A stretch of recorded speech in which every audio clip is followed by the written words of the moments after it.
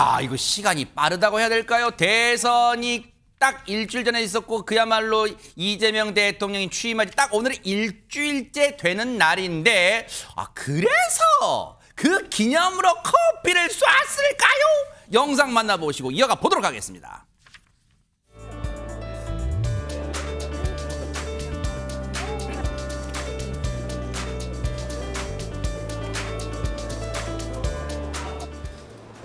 자, 모습을 찍읍시다.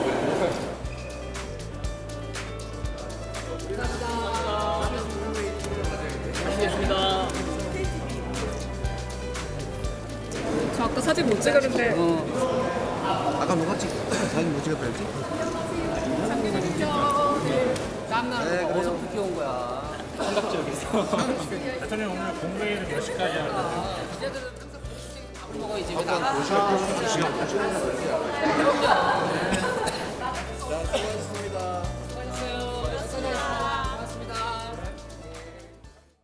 기자들도 일반 시민분들과 다를 바 없어요. 대통령하고 같이 사진 찍으려고 딱 옆에 줄 서서 이렇게 하고요. 멋진 폼 잡고 이렇게 하는데, 근데 이담하는 저 자리가 갑작스레 마련된 거예요? 어찌 뭐 원래 일정이 있었던 거예요? 어떻게 된 겁니까, 저게? 전혀 일정에 있던 일이 아니었습니다. 예정이 없던 일이었기 때문에 기자들이요 매점에서 갑자기 대통령을 만나서 같이 커피를 마시게 된 거예요. 게다가 오늘 매점에 없었던, 그러니까 직원 식당에서 식사하고 매점으로 갔던 기자들하고 달리 또 밖에서 식사를 하던 기자들이 있었을 거 아니에요. 네네. 그 얘기를 듣고 굉장히 빠르게 달려왔다고 합니다. 야, 숟가락 던지고 왔어요, 진짜? 깜짝 놀랐죠. 이런 기회가 있다니라는 생각을 했을 것 같은데요. 네. 이 대통령이 오늘 오전에 시진핑 주석과 이제 전화 통화를 마친 뒤에 참모들과 대통령실 직원 식당에서 식사를 하고 이제 군의 매점으로 갔다고 해요. 군의 매점으로 가면서 대통령실 관계자에 따르면 그쪽 갔을 때 기자들이 좀 있으면 인사를 하겠다라고 제안을 했다고 해요. 그리고서 커피를 사기 위해서 매점에 가서 이제 출입 기자들이 있었을 거 아니에요. 그래서 즉석에서 차담회가 이제 된 겁니다. 대통령은 이제 따뜻한 카페 라떼를 마셨다고 전해지고 있습니다. 네, 강훈식 비서실장과 권혁기 의전 비서관 또 황인권 경호처장이 함께 이 자리를 했다고 하고요. 기자들과 이제 인사도 나누고 명함도 건네받기도 하고요. 커피를 마시면서 뭐 이런저런 이야기를 나눴다고 해요. 뭐 근황을 묻기도 했다고 하고요. 또 이런저런 얘기를 했지만 그 얘기가 다 전해지진 않았습니다. 그리고 아까 보신 것처럼 저렇게 기념사진 촬영도 했다고 하는데요. 뭐 언론과 좀 소통을 늘려가겠다라는 취지로 해석이 됩니다. 아니, 전혜연 평론가님 우리 기자 출신이시지만 기자들 지금 용산 대통령실 출입 기자들 입장에서는 개탄 날이에요. 어머 세상에 생각도 안 하는데 대통령하고 악수 사진 찍고 명함 드리고, 왜냐면 이거 이 절차 거치려면 되게 복잡하잖아요. 근데 왜냐면 기자들과의 만남 시간도 많지 않고. 그렇습니다. 특히 이제 취임 초기에는 언론들로서는 새 대통령의 국정 철학이 무엇인지 앞으로 어떤 일이 있을지가 굉장히 궁금하거든요. 자연스럽게 저런 자리에서 만나면 조금 더 편하게 대화할 수 있고, 또 제가 라떼는 말이야, 저 때는 말이야 비교해보면 저 같은 경우는 이제 당시만 해도 취재원들하고 사진 찍고 이러는 걸 약간 부끄러워하고 민망해하는 문화였는데 요즘 문화가 바뀌었습니다. 그래서 기자들하고 이른바 셀카 같이 사진도 찍는 모습이 국민들 보시기에도 나쁘지 않은 것 같고, 무엇보다 제가 기자들의 표정을 유심히 봤는데요. 굉장히 편안하고 즐거운 모습이기 때문에 단순히 기자와 대통령의 만남이라기보다는 새로운 정부와 국민들의 소통이 좀 더 활발해진다, 이렇게 해석하시는 국민들 많을 것 같습니다. 그래요. 전혜연 평론가님이 저 기자들의 모습 보면서 만감이 교차. 나도 참 저렇게 이 청와대 출입도 하고 막 그런데 막 솔직히 부럽습니다. 그렇죠, 네네. 그런 때 막 지금 막 스쳐 지나갈까 주마등처럼. 근데 지금 밥 먹고 나서 지금 저런 상황이 펼쳐진 건데, 아까 기자가 물어봤잖아. 대통령님 오늘 국무회의 얼마쯤 걸릴 것 같습니까? 막 그렇게 약간 분위기 좀 깨는 질문도 했는데 진짜 밥 먹기 전에 일을 열심히 했대요. 영상 보시고 이어가 보도록 하겠습니다. 우리 총리 권한대행님을 포함한 우리 국무위원 여러분들 더 바빠졌죠, 평소보다. 어려운 환경인데 다들 열심히 임해 주셔서 진심으로 감사드립니다. 우리야 국민으로부터 위임받은 일을 하는 국민들의 대리인이지 뭐 특정한 인연 때문에 하는 일은 아니지 않습니까? 그리고 한 순간순간이 매우 중요하기 때문에 그 일순간도 놓치지 말고, 우리 5,200만 국민들의 삶에 달린 일이니까 언제나 최선을 다해주면 좋겠습니다. 그리고 제가 이제 뭐 비상경제점검회의도 하고 또 일부 국무위원들 몇 분들과 또 회의도 하고 하는데 너무 잘해주고 계십니다. 진심으로 감사드려요. 또 최근에 여러 가지 상황들이 좀 많이 개선되고 있어서 여러분들의 다 노력과 헌신 덕분이라고 생각합니다. 이종근 평론가님. 네. 저희가 그 대통령 취임하고 이재명 대통령 취임하고 얼마 안 돼서 첫 국무회의 때도 저희가 그런 말씀 드렸어요. 네. 전임 윤석열 정부의 강요들과의 당분간 어색한 동거 뭐 또는 불편한 동거가 당분간은 계속될 수밖에 없는데 그때 막 되게 어색했잖아요, 표정도. 그렇죠. 근데 일단 이재명 대통령이 여러분들 더 바쁘시죠. 근데 지금 생각보다 너무너무 잘해주고 계십니다라고 덕담은 했는데 저기 국무위원들은 속으로 뭐 그 공치사 뭐 입에 발린 얘기 뭐 모를 줄 알아요? 또 혹시 그런 얘기일까요? 그런 생각할까요? 아니면 진심으로 감사합니다. 혹시 그럴까요? 어떻습니까? 에이, 그러진 않겠죠. 아무리 전임 정부의 그런 마지막 그 강요들이라도 이 강요들이 임명됐을 때 마음가짐이 있을 거 아닙니까? 나는 국가와 국민을 위해서 헌신하겠다. 맞아요. 그러니까 어떤 제가 질문이 어리석었네요. 특정한 어떤 대통령을 위해서 존재하는 강요들이 아니라 맞아요. 국가와 국민을 위해서 봉사하겠다라는 초심을 잃지 않았다면 어느 대통령이랑 일을 한들 그게 무슨 문제이겠습니까? 그러니까 유종의 미 마지막까지 최선을 다한다라는 생각을 가진 강요라면 이재명 대통령의 이런 그런 그 따뜻한 말 한마디가 네. 사실은 그래 진짜 내가 마음을 고쳐먹고 불편함을 고쳐먹고 마지막까지 최선을 다하고 계승을 해줘야 되겠다. 인수인계를 해줘야 되겠다라는 마음을 갖게 될 겁니다. 네. 어쨌든 일단 물론 정부 출범 초기라고는 하지만 그렇더라도 엊그제 첫 국무회의 때 김밥 한 줄 대통령이라고 김밥 꽃배기 시킨 거 아니어서 다 똑같이 김밥 한 줄로 먹던 그 모습 지금 국민들은 대통령도 여느 국민과 똑같구나 다른 게 아니구나 지금 느껴가고 있는 과정 같은데 박주희 변호사님 이런 가운데 오늘 또 하나 눈길을 끄는 사진이 공개됐다는데 어떤 사진일까요? 네, 바로 대통령의 시계입니다. 네? 이 대통령 시계는 사실 중에 봉황 문양, 대통령을 상징하는 봉황 문양과 무궁화 그리고 무엇보다 대통령의 친필 서명이 들어가 있잖아요. 그래서 네. 기념품으로 제공을 하는데 그래서 뭐 중고거래 사이트에 이 대통령 시계가 비싸게 거래될 정도로 굉장히 인기가 있습니다. 뭐 수십만 대 올라오잖아요. 네, 더구나 이제 정권 초엔 더더욱 인기가 있는데 그런데 이번 정권에서는 이 대통령 시계를 보지 못할 것 같습니다. 왜 공장이 안 돌아가요? 왜요? 왜냐하면 이 대통령 시계라는 거는 원래 박정희 대통령이 1970년대 새마을 지도자들을 격려하기 위해서 만들어졌고요. 네. 그 이후부터 이렇게 대통령 시계를 선물하는 게 하나의 관례가 되었는데 이재명 대통령이 강조하는 것 중에 하나가 실용주의잖아요. 네. 그러다 보니까 이게 불필요하게 이런 기념품을 만드는 게 과연 옳으냐 이런 얘기가 나와서 아마 이번 정권에서는 이재명 시계를 볼 수 없다라는 전망도 계속 나오고 있는 겁니다. 어머나 지금 보세요. 지금 역대 대통령의 이름과 봉황 이 대통령을 상징하는 봉황 무궁화 딱 들어가고 저거 아마 옛날에 찼으면은 주변에 이거 봐라 대통령 시계다 막 자랑했을 텐데 이번 정부는 안 만든다는 거. 역대 대통령은 다 만들었다는데 왜 안 만드는 걸까요? 얘기 들어보시고 이어가 보도록 하겠습니다.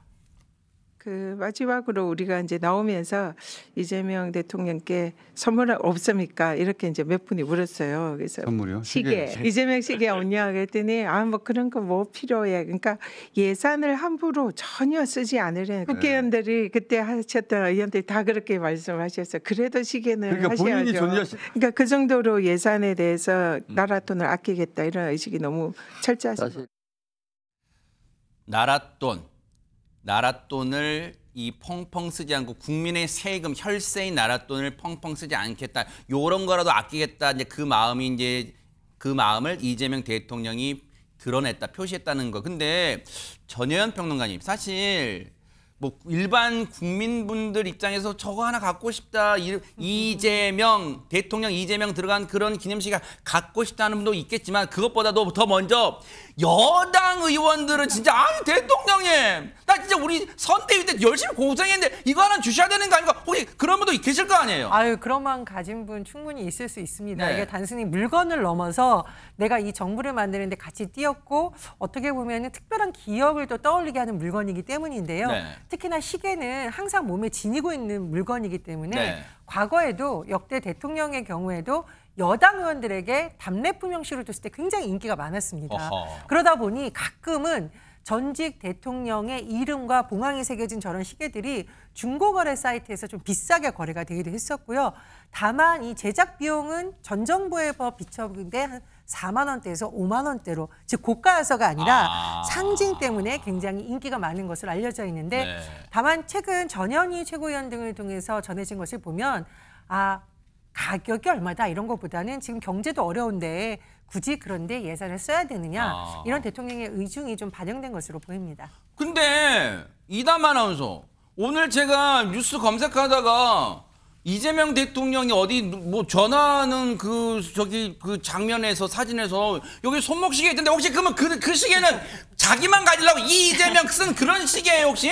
그렇지가 않습니다. 네. 그런데 방금 보신 것처럼 그 시계에 딱 눈길이 가셨잖아요. 네. 시계가 정말 난리가 났습니다. 왜요? 이재명 대통령이 차고 있던 시계가 이게 대체 무슨 시계냐? 어허. 이재명 대통령 시계가 나오지 저 시계, 않는다면 저 시계. 저 시계는 무엇이냐라고 네. 지금 난리가 났는데 어허. 저게 국내 한 브랜드의 그 액세서리 브랜드 제품입니다. 네. 일본 총리와 통화할 때도 차고 있었고요. 제가 보니까 그 미국 대통령과 통화할 때도 차고 있는 것 같더라고요. 어허. 그러니까 자주 차고 있는 시계인 것 같아요. 네. 2019년에 출시된 제품인데 저 시계 계속 보내요 지금. 저게 얼마쯤 할까 궁금하시잖아요. 아하. 대통령이 차는 시계는 과연 얼마일까? 네. 근데 정가는 59,900원인데 네. 온라인 마켓에서는 39,900원, 그러니까 4만 원 정도에 판매가 된다고 해요. 괜찮네요. 근데 이게 이미 굉장히 입소문이 났어요. 네. 그래서 대통령 시계라는 수식어가 붙기도 했는데 네. 결국 그 브랜드에서는 최종적으로 품절이 됐습니다. 굉장히 많은 사람들이 찾았던 것 같아요. 그래서 그동안은 품절이 되면 다시 소량 이제 재생산해서 판매하고 이런 방식을 했었는데 뭐 단종 처리됐다라는 소문도 있기도 하고요. 또 일각에서는 그 해당 브랜드 측에서 소량 생산은 지속할 것이다라고 얘기가 나오기도 하는데 그만큼 굉장히 주목받고 있는 시기입니다. 야, 아니 근데 이종근 평론가님 사실 이제 뭐 시청자분들도 그렇고 요즘 국민분들 많은 분들이 이른바 뭐 스마트워치라 그러나요? 뭐, 뭐 자기 뛰 얼마나 걸었는가 심장박동 뭐 건강도 체크하고 막 그러잖아요. 메시지가 오면 딱 보고 대통령도 SNS를 활발히 한 대통령이니까 스마트워치 정도는 탈 줄 알았는데 지금 중고 아주 저가에 정말 국민 모두가 진짜 뭐 사려고 맘만 먹고 다 살 수 있는 그런 지금 저가의 시계를 차고 있어요. 이게 대박 사건인데요. 그렇죠. 미국을 제가 좀 부러워하는 건 뭐냐면 네. 미국의 영부인이 무엇을 입고 무엇을 치장한다. 이게 굉장히 뉴스가 돼요. 그런데 뉴스가 되는 이유가 뭐냐면 어느 제품을 한다 또는 무엇을 치장을 한다 자체가 하나의 어떤 경기 순환, 경기를 부양하는 데 도움이 되거든요. 그 제품에 대한 기사가 나오고 그 제품에 대해서 관심을 갖고 하면서 패션 업계에서 비슷한 어떤 경쟁을 하고 이런 선순환의 어떤 구조를 갖기 때문에 우리나라처럼 형부인이 뭐 무슨 가방을 받았어요 이렇게 하지 않고 일부러 어떤 그런 어떤 패션 디자이너를 키워주기 위해서 일부러 영부인이 이렇게 선택하는 경우도 있고요. 네. 그래서 앞으로도 이렇게 무슨 큰 어떤 브랜드가 아니라 네. 우리나라에 알려지지 아니한 여러 가지의 상품들을 세계에 알리는데 이 대통령과 그 영부인이 이렇게 동참할 수 있는 계기가 되었으면 하는 바람입니다. 그 중에도 엊그저께 이 여당 지도부 1, 2기 지도부 초청했을 때 차기 원내대표 후보군 이 김병기 의원과 서영교 의원 손을 하나씩 나란히 잡은 것처럼요. 꼭 특정 이 중소기업 제품만 하지 말고 골고루 해주세요. 왜냐하면 그럼 또 특정되니까 이렇게 골고루 또 해 주시길 또 기대를 해볼게요. 다 같이 잘 살아야 되니까. 그런데 지금 보세요. 사실 이번 이재명 대통령은 여러분도 다 아시는 것처럼 생사의 고비를 넘나드는 그 우여곡절을 겪고 대통령에 당선됐어요. 그래서 테러에 대한 트라우마가 정말 남다를 거. 그런데 세상에 정말 가슴 철렁한 일이 벌어졌다면서요. 김민호 변호사님 뭡니까? 네, 맞습니다. 바로 온라인의 한 커뮤니티에 이재명 대통령의 가족을 대상으로 하는 테러를 암시하는 글이 올라온 거예요. 뭐라고요? 그 일거의 척결이라는 제목의 글에는 바로 이재명 대통령의 아들의 결혼식 관련한 일정이나 정보나 이런 내용이 담겨 있었습니다. 결혼식장 위치를 표기한 듯한 지도를 작성자가 첨부하고 관련 차량 번호를 확인하겠다는 글도 덧붙였는데요. 아직 이 글의 정보가 사실인지 여부는 확인되지 않았지만 경찰은 대통령 가족을 대상으로 한 테러 암시로 판단하고 수사에 착수했습니다. 경찰은 또 글 작성자를 파악하는 대로 과연 이 글이 대통령 가족을 상대로 공격할 의도가 담겼는지, 작성자가 그런 의도를 가지고 글을 게시한 것인지 조사할 계획이고, 관련 진술에 따라서 테러 모의나 협박죄 등의 혐의를 적용할 수 있는지 조사에 착수할 아니 예정입니다. 그러면 김민호 변호사님, 만약에 저 글을 쓴 인간은 뭐 IP 추적 등등등 해서 경찰이 이제 이 마음을 먹고 또 얼른 또 이 수사력을 모으면 금방 검거할 수는, 뭐 검거는 시간 문제일 거 아니에요. 근데 저 인간을 잡았다 쳐요. 근데 저 왜 그랬어? 라고 다그쳤을 때 저 장난으로 그랬어요라고 만약 했다 쳐요. 그러면 처벌 안 받아요 혹시? 어떻습니까? 그렇지는 않습니다. 대부분 이런 협박 관련 글을 올리는 작성자들의 변소 내용이 실제로는 그럴 의도가 없었다, 뭐 협박의 고의는 없었다라고 변명을 하는데요. 그 실제 작성자가 올린 글에 내용에 구체적인 그런 협박 내용이 있었는지 해악의 고지라고 하거든요. 그런 내용이 구체적으로 기재되어 있는지 여부에 따라서 협박죄 적용 여부는 얼마인지 달라질 수 있습니다. 네, 근데 전현 평론가는 이게 가볍게 넘길 사안이 아니라, 왜냐하면 이런 거를 이 발본색원하고 진짜 이 뭔가 이 본을 삼아야 되는 게, 이 처벌의 본을 삼아야 되는 게, 왜냐하면 이걸 그냥 너무 이 느슨하게 대처하면 다른 어떤 모방 범죄가 계속해서 우후죽순처럼 나올 수 있어요. 지금 반드시 검거해야 되는 거 아니에요, 이거? 네, 반드시 검거해야 되고 이런 정치 테러 문화 반드시 발본색원해야 합니다. 사실 이재명 대통령이 민주당 대표 시절에도 피습을 받아서 굉장히 위험한 상황이 일었고 대수술을 한 적이 있고요. 실제로 대선 선거 운동을 하는 기간에도 테러 위협에 대한 제보가 당으로 접수돼서 거의 3kg에 달하는 것으로 알려진 방탄조끼를 입고 유세를 해야 되는 그런 일이 있었습니다. 그런데 이것이 과연 대통령과 그 가족에 대한 위협으로만 끝날 것인가? 그것은 아닙니다. 최근 사례를 보면 여야를 막론하고 많은 정치인들이 실제로 가격을 당하거나 테러 위협에 노출이 된 적이 있습니다. 우리 민주주의를 망치는 위험 요소이고 혐오 정치를 더 자극하는 굉장히 위험한 부분입니다. 정부 차원에서도 근절이 필요하고 시민 여러분들께서도 절대 장난으로 한번 이런 글 올려볼까라는 건 위험한 행동이기 때문에 또 우리가 민주 시민으로서의 시민 의식을 갖고 이런 것을 근절하려는 노력도 반드시 필요하겠습니다.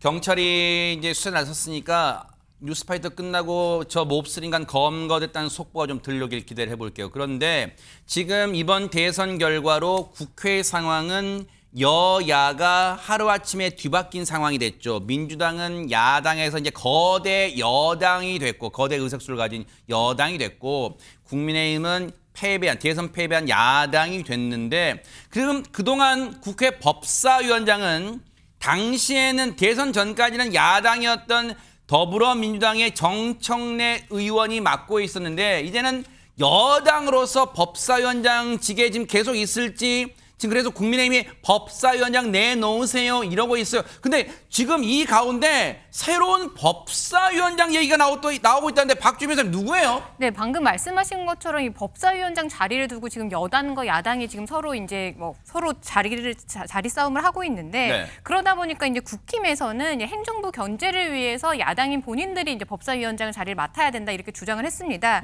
그런데 정작 이 법사위원장을 맡고 있는 정청래 이 위원장은 그럴 마음이 전혀 없어 보입니다. 그러면서 자신의 SNS에 피식 웃음이 난다라고 하면서 나는 반댈세라는 이런 글을 올렸는데요. 그러면서 한 영상을 같이 올렸습니다. 그 영상에는 새 법사위원장 후보 당신의 선택은 이라는 이제 영상이 있었는데요. 신임 법사위원장 후보로 누구요? 정 위원장 얼굴에 점을 붙인 점청래. 그리고 이 여성으로 성별이 바뀐 정점래 후보를 이제 모두 올렸는데요. 이 두 명의 얼굴은 모두 정청래 위원장의 얼굴을 변형했던 이런 사진입니다. 그러니까 결국엔 정청래 위원장이 법사위원장의 자리를 교체할 의향이 없다라는 거를 이 야당의 주장에 대해서 이게 풍자로서 의회적으로 표현한 것 같습니다. 아니 이종건 변호사님 저 사진 보니까 예전에 그 드라마 있잖아요. 저만한 찍었더니 완전 다른 사람 돼서 주변 사람 다 못 알아본다. 그거 지금 그 드라마 패러디한 거 아니에요 지금 저 사진? 그렇죠. 네. 어쨌든 저렇게 어떤 공방이 벌어지는데 한번 웃고 넘어가는 것, 네. 그게 좀 필요할 것 같아요. 솔직히 말씀드리면 이걸 네. 또 날선 어떤 그런 말들로 그 반대를 하는 것보다는 뭐 위트가 있어 보입니다. 하지만 네. 이 내용을 좀 들여다보면 예전부터의 관례가 있었습니다. 어떤 관례냐면 국회의장이 다수당이 하면 소수당이 법사위원장을 한다. 또 여당이 예를 들어서 법사위원장을 하면 네. 야당이 또 다른 걸 한다. 이렇게 관례적으로 만든 사람이 김대중 대통령이거든요. 김대중 대통령이 평화민주당 시절부터 주장해 오시던 게 뭐냐면 이겁니다. 민주주의는 다수결이 아니다. 다수결로만 결정돼서는 안 된다. 소수당의 의견은 꼭 들어야 된다. 그런데 한 당이 국회의장과 법사위원장을 한꺼에 갖고 있으면 그러면 그대로 어떤 서로 견제도 못하고 소수당의 어떤 의견을 듣지도 못한다라고 늘 주장해왔고 그 주장이 현실화된 게 이 관례거든요. 그런 의미로 물론 임기가 아직 남아있지만 그런 의미로 그 당시에 그러니까 법사위원장 정청래 위원장이 법사위원장 할 때 법사위원장을 가져가는 논리가 여당인 지금 그 집권한 윤석열 정부로 우리가 야당이 견제하기 위해서 법사위원장까지 달라 해서 국회의장과 법사위원장까지 전부 다 민주당이 가져갔다면 그 논리대로라면 지금 법사위원장이 국민의힘에 가야 되지 않는가라는 주장이 김대중 대통령의 정신에 있는다라는 게 국민의힘 입장인 것 같습니다. 정청래 법사위원장은 SNS에 국민의힘 주장에 대해서 피식 웃음이 난다라고 했지만 이게 이제 웃음이 난다라고만 하고 반은 그칠 건 아니고 오늘 우상호 정무수석이 김용태 국민의힘 비대위원장을 예방했어요. 이제 이 취임이 내정된 이후 그 자리에서 김용태 비대위원장은 분명히 저 얘기를 했습니다. 그러니까 이게 협치에 이제 이재명 대통령 시대에 이재명 정부의 협치, 여야 협치의 첫 번째 하나의 모델이 되지 않을까, 예가 되지 않을까, 이걸 어떻게 풀어내는가 여야가 법사위원장 자리 한번 지켜볼 거고요.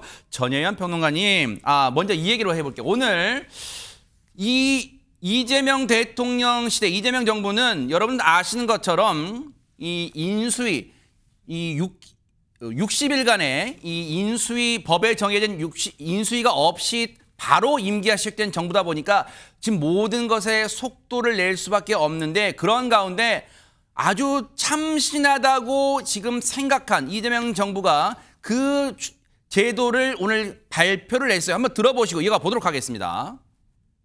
이재명 정부는 오늘부터 일주일 동안 진짜 일꾼 찾기 프로젝트를 진행합니다. 국민 여러분의 집단 지성을 적극적으로 활용해서 국민을 위해 진정성 있게 일하는 진짜 인재를 널리 발굴하겠습니다. 이번 인사 추천 대상은 장차관과 공공기관장 등 대통령이 임명할 수 있는 주요 공직입니다.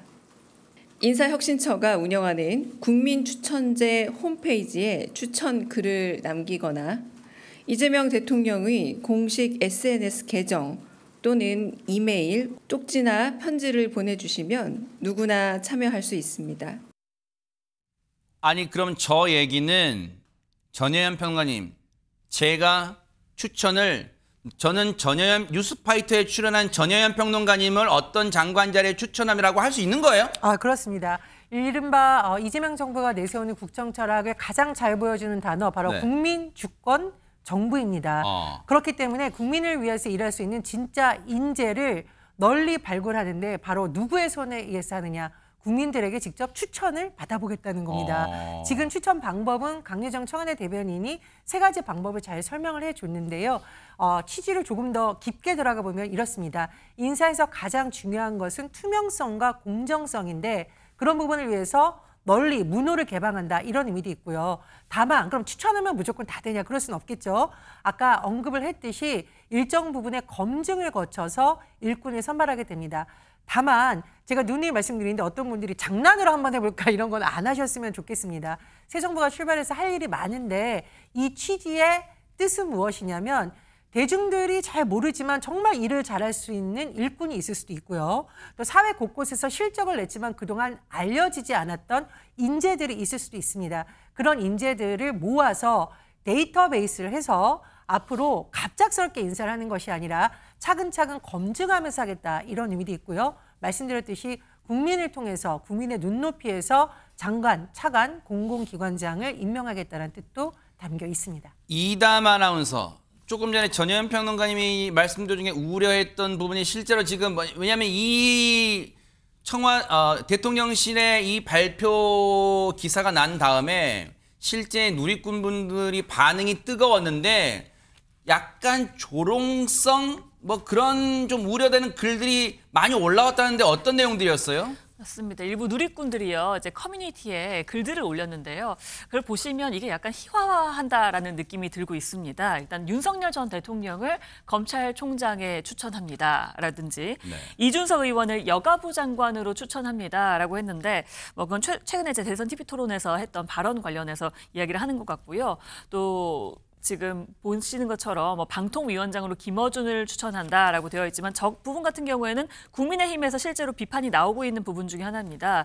혹시 국민의 뜻이라는 정당성을 부여하기 위해서 이런 걸 만든 것 아니냐, 김어준 방통위원장 만들기 아니냐라면서 우려 섞인 비판을 내놓기도 했는데요. 그와 관련한 내용도 있었고요. 또 어떤 누리꾼은 문화체육관광부 장관의 아이유를 추천한다라면서 이제 팬심을 드러내기도 했고, 조금 전에 전혜연 평론가께서 이제 장난으로는 그러지 않았으면 좋겠다라고 했는데 장난 섞인 이야기로 우리 남편도 그럼 추천해도 되나요? 라는 글을 올린 누리꾼도 있었습니다. 사실 이종근 평론가님, 여러분 이 시청자 여러분들도 정치에 관심이 있으신 분들은 금세 아시겠지만 국민 추천제가 새로운 건 아니었어요. 지난 정부도 있어 왔고 오랫동안 있어 왔고 근데 오랫동안 있어 왔다는 얘기는 뒤집어 보면 실효성 문제가 늘 꼬리표처럼 따라다녔는데 왜 이 정부가 다시 국민 추천제, 그동안 성공 사례가 그렇게 많지 않은 이 실효성의 의문이 제기되는 이 제도를 다시 물론 여러 가지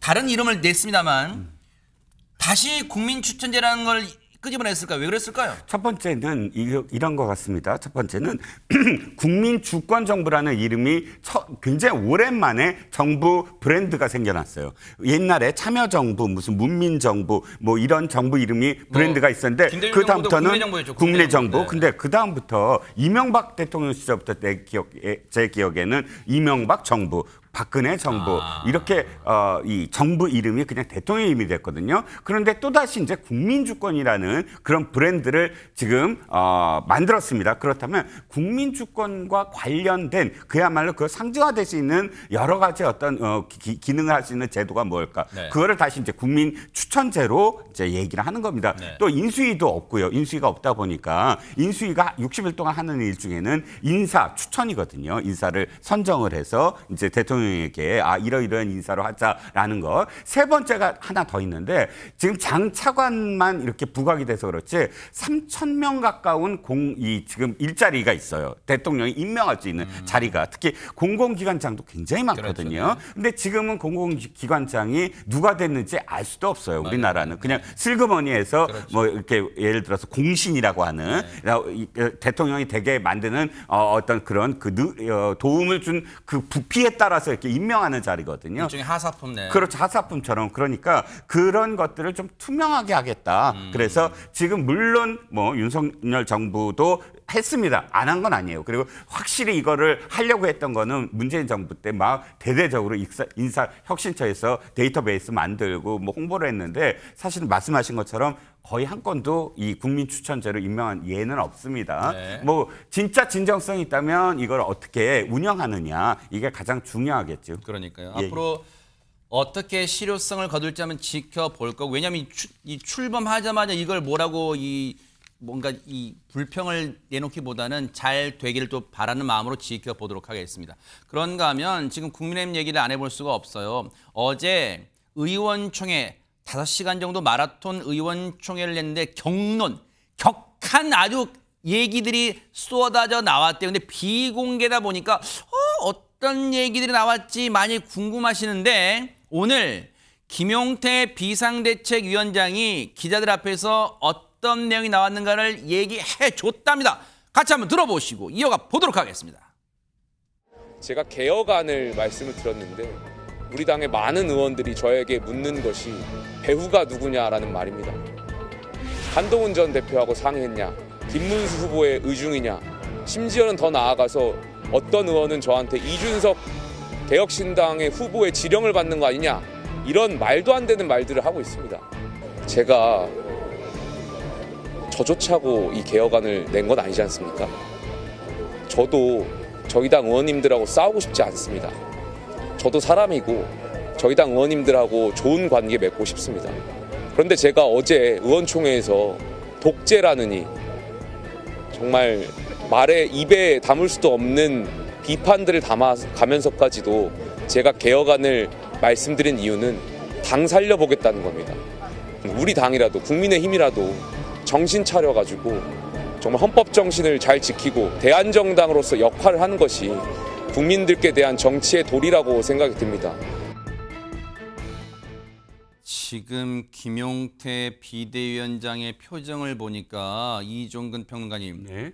조금 과장을 섞으면 기자들이 이렇게 툭 찌르면 금방 눈물 확 쏟을 것 같은 지금 그런 분이 완전히 억울해하고 있네 진짜. 네, 5시간 동안 저도 이제 의총에서 무슨 일이 벌어졌는가 좀 들어봤더니 사실 견디기 힘든 상황이었던 것 같아요. 김용태 비대위원장 입장에서는 아까도 얘기했지만 이미 탈당한 다른 당의 의원을 두고 그 사람의 지령을 받았다. 이건 사실 좀 모욕적이지 않습니까? 그렇죠. 네. 너무 지나치게 표현을 했던 부분들이 많고요. 네. 근데 왜 이랬을까 하면 사실 이런 말들을 한 사람들에게 대단히 불편한 지금 그런 그 제안을 했어요. 어떤 제안들? 예를 들어서 후보 교체 건과 관련해서 당무감사를 하겠다. 그건 잘못됐다는 뜻이잖아요. 그리고 또 탄핵 반대 당론을 무효화하겠다. 이런 부분들을 불편하게 생각하는 분들은 아마도 이 직전까지 계속 그 기득권을 갖고 있는 주류들일 것 같아요. 그래서 주류들 입장에서는 당권을 빼앗기지 않겠다. 그런데 이런 지금 제안들은 혹시나 진짜로 이게 실행이 됐을 때 주류들의 잘못을 부각하게 만드는 거 아니냐. 이런 생각을 갖고 아마도 이런 이야기를 했을 텐데 저는 당권 투쟁은 필요하다고 생각합니다. 그건 나쁜 게 아니에요. 당권을 잡아서 이 당을 어떻게 개혁하겠다라고 서로 경쟁을 하는 게 당권 투쟁이거든요. 당에서 패배했다면 당연히 당권 투쟁으로 권력을 잡고 그 선출되는 어떤 그 정당성을 갖고 개혁을 해야 되는 건데 중요한 건 이겁니다. 정당 민주주의란 건 나이가 어리다고 해서 꼰대처럼 막 너 뭐 지령을 받았니 무슨 뭐 의중이니 이런 식으로 표현하는 건 대단히 민주적이지 않다는 겁니다. 아무리 대표든 비대위원장이든 이야기하고 싶어도 그 비대위원장의 권위를 인정하는 선에서 예의 있게 말을 해야지 이런 식으로 진짜 집단적으로 이렇게 말을 통해서 기선을 제압하려고 하는 건 대단히 뭐 중진 의원들이 그랬다는 이야기도 있는데 의원답지 못하다라고 생각을 합니다. 사실 이담 아나운서 물론 어제 5시간 정도의 비공개 의원총회에서 뭐 대부분의 국민의힘 의원들이 다 그랬다고 단언할 수는 없지만 상당수 김용태 비대위원장을 비판하는 목소리의 그 흐름은 이런 것 같아요. 아이고 대선 때까지 관리형 비대위원장 맡긴 하더니 왜 그 자리에 오르니까 더 하고 싶어?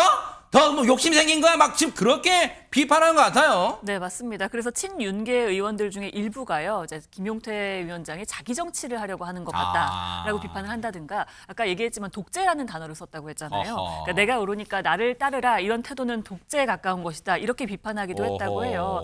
이제 김용태 비대위원장이 얘기한 그 혁신안에 있는 내용 중에 뭐 탄핵 반대 당론 무효화라든지 대선 후보 교체 관련해서 당무감사라든지 이런 게 아마 자극을 했던 것으로 보이는데요.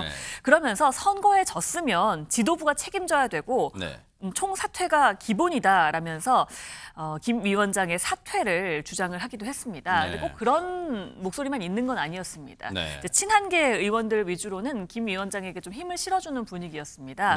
김 위원장의 혁신안이 우리 당을 살리고 또 지방선거 관련해서 또 의견이 있었잖아요. 그래서 지방선거를 잘 대비할 수 있는 그 혁신안이다라고 표현하기도 했고요. 또 전반적으로 김 위원장이 잘했다, 힘을 실어줘야 한다는 의견이 많았다라고 이야기하는 의원도 있었습니다. 친한계 우재준 의원의 저 말이 어느 정도인지는 좀 따져봐야 돼. 왜냐하면 친한계 의원이 비율로 보면 많지는 않은데 김용태 위원장에게 힘을 실어줘야 한다는 의견이 많았다는데 그 많았다는 것도 주관적 판단이잖아요. 어느 정도가 많았다는 건지 모르겠습니다. 어쨌든 근데 보세요. 일단 박주희 변호사님께 먼저 갈게요. 그러면 김용태 비대위원장의 거취 문제는 어떻게 되는 거예요? 지금 누가 생사 여탈권을 쥐고 있는 거예요? 사실 김용태 비대위원장의 임기는 정확하게 따지면 사실은 이달 말 30일까지라서 20일 정도 남았거든요. 그래서 사실은 이 부분에 대해서 이제 본인도 이 부분에 대한 의사를 밝혔는데 이 전 당원 투표를 통해서 이 혁신안이 수용되면 하고 그렇지 않으면 사퇴하겠다 이렇게 밝혔습니다. 그런데 이제 국힘의 다수 의원들은 위원장 임기는 이 상임 전국위원회에서 결정할 사항이지 이게 당원 투표로 결정할 사안이 아니다라고 해서 오히려 이 김용태 위원장의 이런 발언에 대해서 반대를 했다라고 하고요. 방금 이담 아나운서가 말씀해 주신 것처럼 지금 국힘 내부에서도 김용태 위원장의 거취에 대해서 반반 정도로 의견이 갈리는 것 같아요. 그러다 보니까 사실은 이 국힘 내부의 내용이 전혀 가라앉지 않은 것 같아서 추가적으로 의총을 통해서 또다시 이 사안에 대해서 의논을 하지 않을까 그렇게 예상이 됩니다. 우리 전혜연 평론가님 또 민주연구원 부원장이신데 지금 민주당 입장에서 국민의힘의 뭐 이제 언론들 표현입니다. 집안 싸움. 지금 대선 패배 후에 시계 제로인 상태에서 집안 싸움에 몰두하고 있다. 당권 투쟁에 몰두하고 있다 이러고 있는데 어쨌든 근데 당권 투쟁 아까 이종건 평론가 말씀 당권 투쟁 필요해요. 왜냐면 당을 세워야 되니까. 근데 어쨌든 지금 이렇게 자중질환으로 계속 흘러가는 모습이 민주당 입장에서 보실 때는 어떻습니까? 글쎄요. 민주당이냐 국민의힘이냐 떠나서 대선에서 패배한 정당은 반드시 왜 우리가 국민으로부터 심판받았는가에 대한 반성이 선행돼야 됩니다. 그 이유는 정당이 선거에서 패하는 가장 중요한 요인이 민심을 제대로 읽지 못했기 때문인데 지금 그런 부분에 대한 반성도 없고 무엇보다도 이번 대선이 촉발되게 된 12.3 계엄 사태 그 이후에 국민의힘이 보여준 모습에 대한 처절한 반성이 없이 어떤 쇄신이 가능하겠느냐. 네. 아마 이건 민주당의 시각이라기보다는 많은 국민들이 우려하는 부분이라고 생각이 되고요. 네. 또 하나 꼭 짚고 싶은 것은 지금 이재명 대통령이 전임 정부의 장관들까지도 불러서 민생 경제에 대한 긴급 회의를 하고 있는 상황입니다. 그 이유는 무엇이냐면 우리나라 경제, 물가, 외교안보 문제가 다 사실은 녹록치 않은 상황인데 그 부분에 대해서 책임이 없다고 할 수 있는 정당에서 지금 집안 싸움 그것도 내년 지방선거를 앞두고 당권 투쟁을 하는 것 아니냐라는 모습을 보이는 것은 제가 보기에는 국민들도 눈살을 찌푸리지만 국민의힘 지지층 내에서도 굉장히 우려할 수 있는 부분이라고 생각이 듭니다. 그러니까 이게 글쎄 국민의힘을 지지했던 대선 때 지지했던 분들 입장에서는 이종근 평론가님 답답할 노릇일 것 같은 게 대선 패배에 대한 반성문인격인 대선 백서나 제대로 나올까 모르겠어요. 지금 당장 전현 평론가 말씀하셨지만 당대표 누가 되냐가 당장 내년 지방선거 공천권 그다음에 그 후년 네, 2028년 총선 또 공천권 다 맞물려 있어가지고 지금 다 주판 튕기고 있는 그런 거 아니에요, 지금? 맞습니다. 더군다나 어저께 벌어진 그 의총의 발언들을 종합해보면 친윤이라고 부르는 그 계파 속에서도 다 제각각 다른 목소리를 냈대요. 나와서 하는 말들이. 그러니까 당연하죠. 왜냐하면 구심점이 없어졌잖아요. 네. 윤석열 대통령이 구심점이었는데 네. 이제 선거에서 패배한 이후에 대선에서 패배한 이후에 네. 친윤의 구심점이었다 보니까 친윤들도 제각각 딴 생각을 갖고 있다. 또 김문수 전 후보도 당권을 위해서 다시 돌아올 마음이 있다. 이런 이야기들이 서로 얽혀가면서 말씀하셨듯이 도대체 제대로 개혁을 하는 거냐 국민들의 질타 어린 시선이 계속 있습니다. 중요한 건 어쨌든 지금 이런 식으로 흘러가면 이 당은 계속 소수당으로 전락할 수밖에 없거든요. 이 당의 개혁을 원하는 사람들의 목소리가 합쳐져서 이건 정말로 기득권을 내려놓고 지난 대선이라든지 과정, 계엄이라든지 또는 탄핵 과정에서 잘못된 판단한 사람은 반성의 어떤 반성문만 쓸 게 아니라 네. 뒤로 물러서야 된다라는 지금 그런 움직임이 당연히 있어야 될 것으로 보입니다. 국민의힘이 이러고 있을 때일까요? 이러는 자중질환 하고 있는 사이에 이준석 의원이 이끄는 개혁신당이 정말로 치고 올라가서 내년 지방선거 때 어떤 모습 보일지 그거 생각하면 잠도 안 올 것 같은데 지금 이런 모습 계속 보일지 한번 지켜보도록 하겠습니다.